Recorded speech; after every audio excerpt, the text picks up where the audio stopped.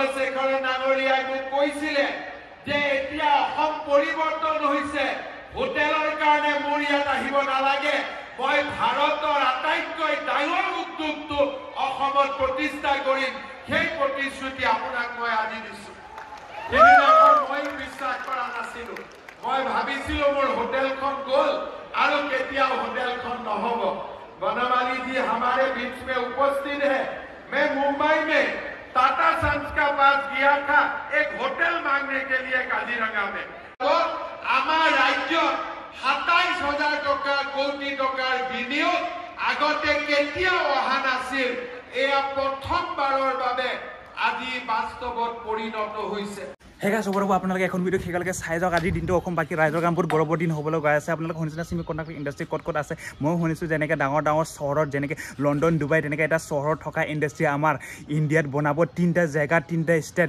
এই 3খন চিমি কণ্ডাক্টৰ ইণ্ডাষ্ট্ৰিৰ মাজত এটা বনাব আমাৰ অসমত। আমাৰ মৰিগাঁও ডিষ্ট্ৰিক্ট জাইগেটত বনোৱা হ'ব। Tata electronic private limited company. গাইছ এতিয়া মই গৈ আছোঁ চিমি কণ্ডাক্টৰ ফাউণ্ডেশ্যন লেং চেৰেমনিত। বহুতখিনি কথা ক'বলৈ আছে আপোনালোকক। এতিয়া মিটিংটো এটেণ্ড কৰিব লাগে। জল্দি জল্দি ওলাই গৈ আছোঁ। আপোনালোকে শুনি থাকক কথাখিনি। এটা সময়ত জাগিৰোড টাউন বহুত ডেভেলপ হৈ যাব দেই গাইছ, মনত ৰাখিব। এখন ইণ্ডাষ্ট্ৰিত আমাৰ অসমত কি বনোৱা হ'ব আপোনালোকে জানেনে গাইছ? কম্পিউটাৰ, লেপটপ, টেলিমোবাইল, ইলেক্ট্ৰিক ভেহিকেলছ, যেনে গাড়ী, মোবাইলৰ দামটো মেক্সিমাম 10,000 20,000 ডিছকাউণ্ট হ'বই হ'ব, কাৰণ মেড ইন ইণ্ডিয়া হ'ব ন। পুৰা ছিকিউৰিটি টাইট কৰি দিছে। এতিয়া আমি পাইছোঁ চিলভাঙা ফ্লাইঅভাৰ। এইখিনিত বহুত ট্ৰাফিক হৈছে, কাৰণ গাড়ী বহুতেই অহা যোৱা কৰিছে। সেইটো কাৰণে আজি যিহেতু PM ছাৰ আহিব বুলি কৈছে, প্ৰাইম মিনিষ্টাৰ। অল আছামৰ কলেজ যিমান আছে তেওঁলোকে সকলো কলেজৰ পৰা অহা হ'ব আজি। এতিয়া পালোঁ finally paper mill HPC Hindustan paper mill corporation. কিমানখিনি ডাঙৰ ঠাই আপোনালোকে জানে। 1000 এগ্ৰিজ আছে আৰু ইয়াত কোম্পানী বহা পাছত আমাৰ কি প্ৰফিট থাকিব আপোনালোকে জানে নেকি? 1000 আনএমপ্লয়মেণ্ট বছ উইল ষ্টাব্লিছ ফ্ৰম আছাম। এই সম্ভৱ হৈছে কাৰ কাৰণে? Shri Himanta Biswa Sarma CM of Assam. Thank you sir. তো গাইছ ফাইনেলি নামি দিলোঁ। মিটিংখন ক'ত হৈছে আপোনালোকে জানে না? পুৰণা পেপাৰ মিল ফেক্টৰী। ভাই চাওঁ ভাল লাগিছে। মানে PM ছাৰ যদি আহি যায় ন, আজি লাইফত প্ৰথমবাৰ দেখা পাম PM ছাৰক। ভাল লাগিব, বহুতখিনি মনটো সন্তুষ্ট হৈ যাব। আৰু ভাবিছিলোঁ কি বহুত ধূলি খাম বুলি, বহুত ধূলি হ'ব বুলি, কিন্তু পানী দিছে, ধূলি নাই। Check out guys finally. ভাই চেক আউট যি ক্ৰাউড। PM ছাৰ আহিবলৈ নাই। আমাৰ কলেজৰ কেইখন বাছ আহিছে আপোনালোকে জানেনে? আমাৰ কলেজৰ পৰা 22 বাছ এটেণ্ড হৈছে আজি এইখিনিত। দিয়াক লগ কৰিম, দিয়াই কলেজৰ পৰা আহিছে। দিয়াক মই ভিডিঅ' কৰিব দিছিলোঁ কলেজৰ পৰা কিমান বাছ আছে, কেইখন আহিছে বুলি। দিয়াই উঠাইছে নে নাই, যদি উঠাইছে আপোনালোকে দেখিব। হাই হাই হাই।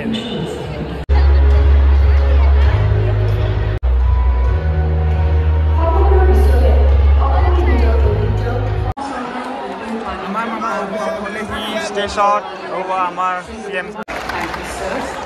বম ডাঙৰ ডাঙৰ কেমেৰা লাগি আছে সব গাইছ। I would now request Dr. Ravi Kota to kindly hand over the approval letter to Shri Otto Inder Mukherjee, Chairman Tata Technologies and APPL, Board Member Tata Electronics, in the august presence of Honorable Chief Minister of Assam, Dr. Himanta Biswa Sarma, and other dignitaries on the dais. Narendra Modi ji हमारे साथ जुड़ चुके हैं। हार्दिक अभिनंदन महोदय। मुख्यमंत्री महोदय, केंद्र एवं राज्य सरकारों में माननीय मंत्री महोदय, टाटा एवं CG पावर के अधिकारी, दोनों राज्यों के अधिकारी, ताइवान से जुड़े साथी और कॉलेजेस में जुड़े 30 लाख से अधिक यंग माइंड्स, एक साथ 3 सेमीकंडक्टर यूनिट्स के भूमि पूजन के इस ऐतिहासिक समारोह में आप सभी का हार्दिक स्वागत है। फॉरवर्ड लुकिंग, कठिन से कठिन फैसले करने वाले और अपने जीवन का एक एक क्षण राष्ट्र को समर्पित करने वाले प्रधानमंत्री श्री नरेंद्र मोदी जी। साथियों, 1962 से सेमीकंडक्टर इंडस्ट्री को भारत में स्थापित करने का प्रयास चल रहा है। आसाम में आज लग रहा है इतनी खुशी का वो दिन होगा जब अमेरिका में, यूरोप में, जापान में made in Assam, made in Gujarat और made in India semiconductor chip से बनने वाली कारें दौड़ेंगी लैपटॉप बनेंगे, कंप्यूटर बनेंगे, मोबाइल फोन चलेंगे। आज के इन तीनों प्लांट और माइक्रॉन के सेमीकंडक्टर प्लांट में एक और खासियत है। डबल इंजन की सरकार में कैसे काम तेजी से होता है, ये चारों के चारों प्लांट इसका उदाहरण है।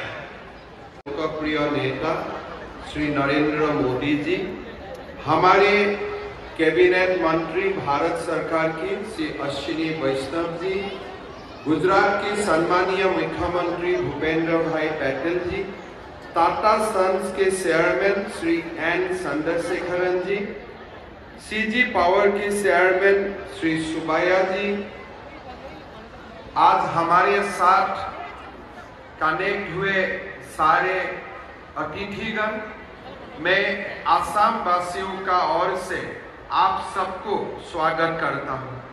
प्रधानमंत्री जी, हम जब आसाम में जीएसटी का रिजोल्यूशन देश का सबसे पहले पारित किया था, मैं आज भी मेरा याद है, आपने हम लोगों को बोला था कि ए फॉर असम।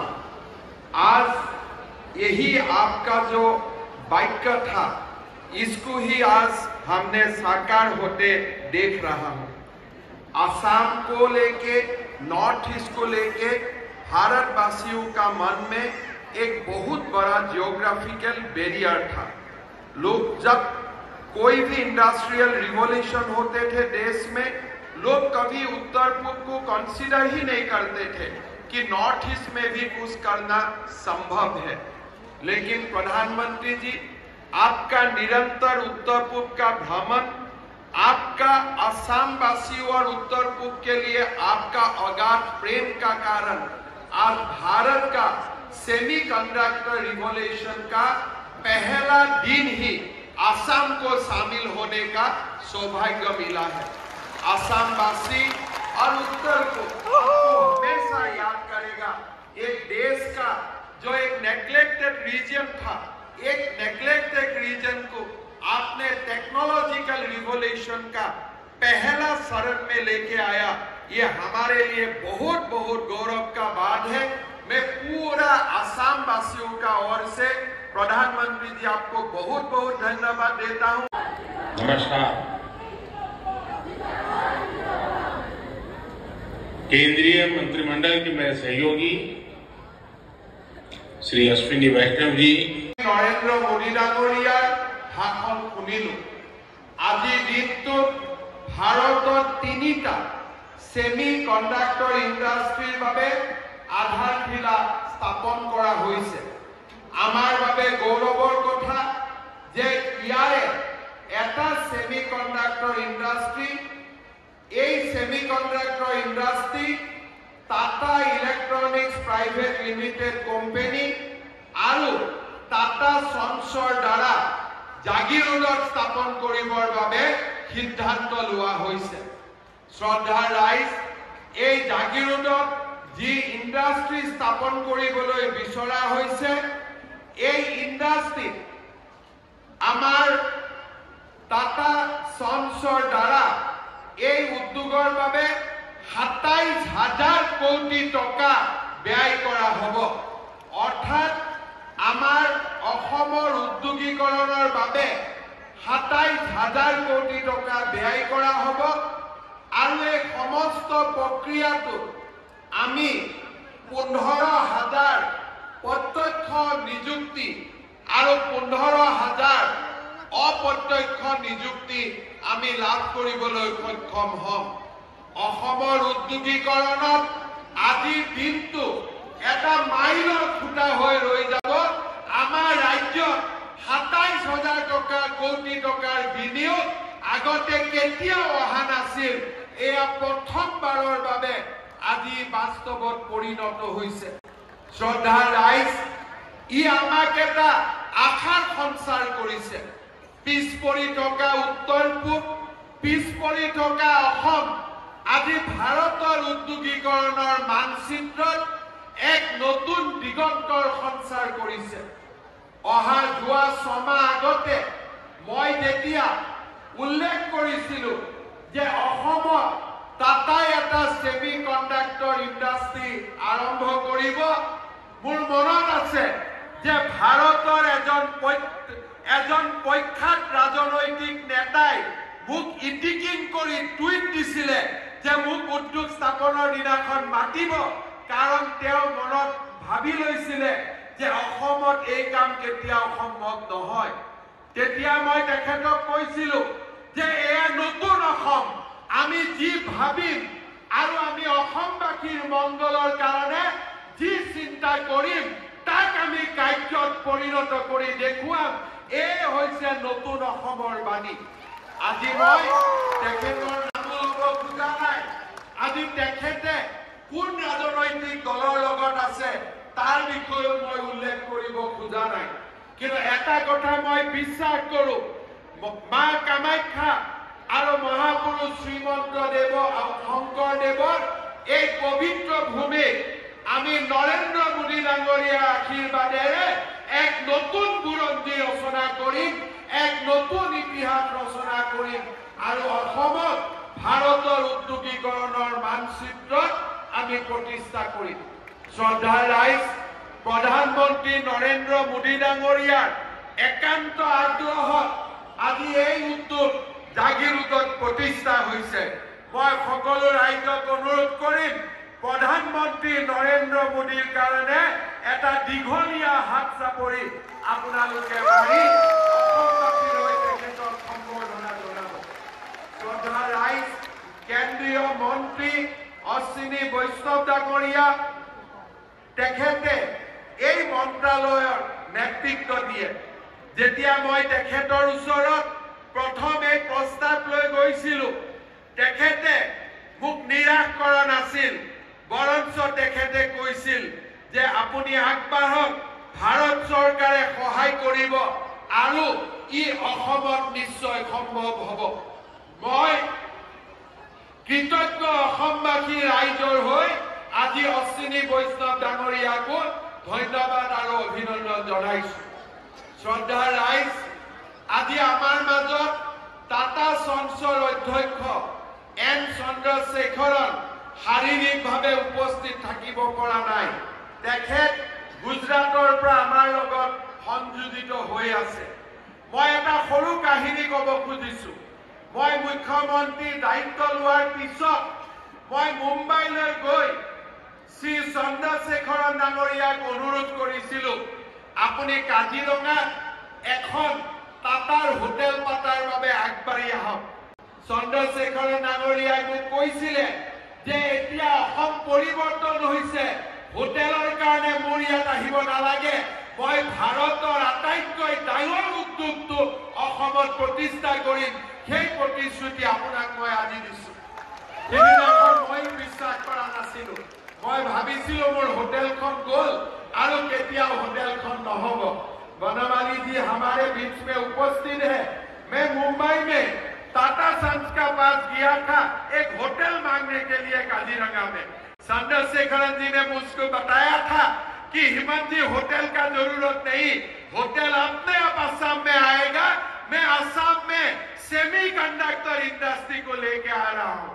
मैं विश्वास भी नहीं किया था, लेकिन टाटा ने आज हमारे लिए जो कुछ किया, असम का लोग हमेशा चंद्रशेखरन जी टाटा सन्स और टाटा फैमिली को हमेशा ग्रेटफुली रिमेंबर करेगा। हमेशा असम वासियों आपका साथ रहेगा।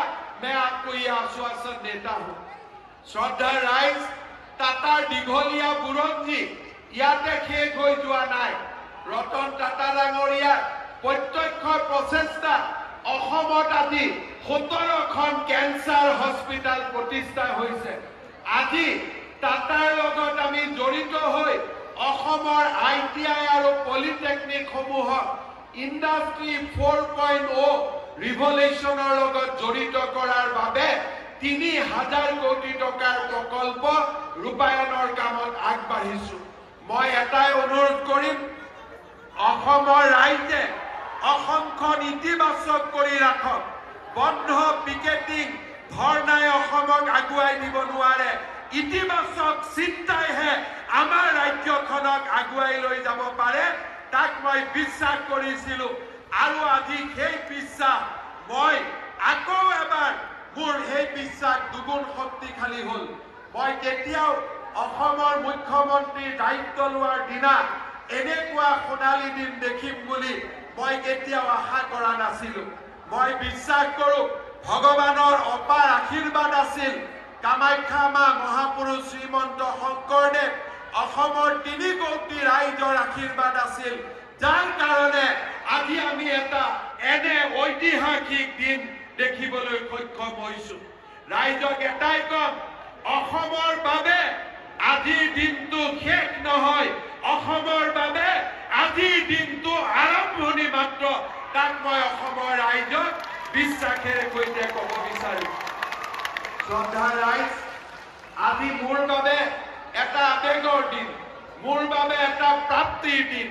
যেতিয়া ইয়াতে হিন্দুস্তান পেপাৰ কৰ্পোৰেশ্যন বন্ধ হৈ গৈছিল সকলো অসমবাসীয়ে কান্দিছিল কিন্তু বিপদৰ মাজতো সংকটৰ মাজতো মই সম্ভাৱনা দেখা পাইছিলো সিদিনাখন মই আন্দোলন কৰা নাছিলো মই কাকো দুখ দিয়া নাছিলো মই মাত্ৰ প্ৰতিজ্ঞা কৰিছিলো যে এই হিন্দুস্তান পেপাৰ কৰ্পোৰেশ্যনৰ জাগিৰোডত আমি উন্নয়নৰ এক নতুন দিগন্তলৈ লৈ যাম যাক মানুহে কল্পনা কৰিব পৰা নাই যাক মানুহে ভাবিব পৰা নাই আজি সেই দিনটো আহি উপস্থিত হ'ল মই পীযুষ হাজৰিকা ডাঙৰীয়াক ধন্যবাদ জনাইছো যে তেখেতে যি প্ৰচেষ্টা ল'লে তাৰ বাবে আজি এই দিনটো পীযুষ হাজৰিকা ডাঙৰীয়াক বহুত বহুত ধন্যবাদ জনাইছো শ্ৰদ্ধাৰ ৰাইজ আমাৰ মন্ত্ৰী বিমল বৰা ডাঙৰীয়া আমি কৃতজ্ঞতাৰে উপচাই দিছো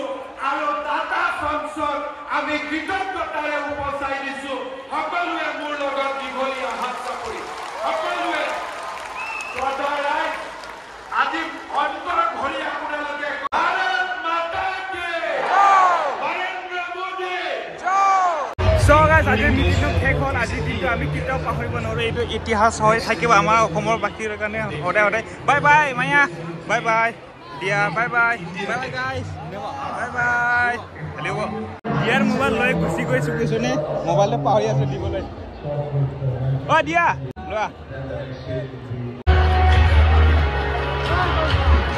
কিমান সৌভাগ্যৰ কথা আমাৰ জাগিৰোডৰ ইণ্ডাষ্ট্ৰি খুলিবতো এনেকৈ এটা দিন আমি কেতিয়াও পাহৰিব নোৱাৰোঁ যাতে আমি এইটো দিনটো পাহৰিব নোৱাৰাকৈ আমি এইটো কথাটো আজি মনত লৈ লৈছোঁ বাপৰে ঐ ইমান জাম লাগি গৈছে চাওকচোন মানুহৰ ভিৰ ৰাস্তাই নাই আৰু গাড়ী ক'ত পামনে বাৰু নাই গাইজ যিহে মানুহ দেখিছোঁ চাওক চেক আউট আহোঁতে ফ্ৰী আহি গ'লোঁ এতিয়া খোজকাঢ়ি যাব লাগিব নেকি অ'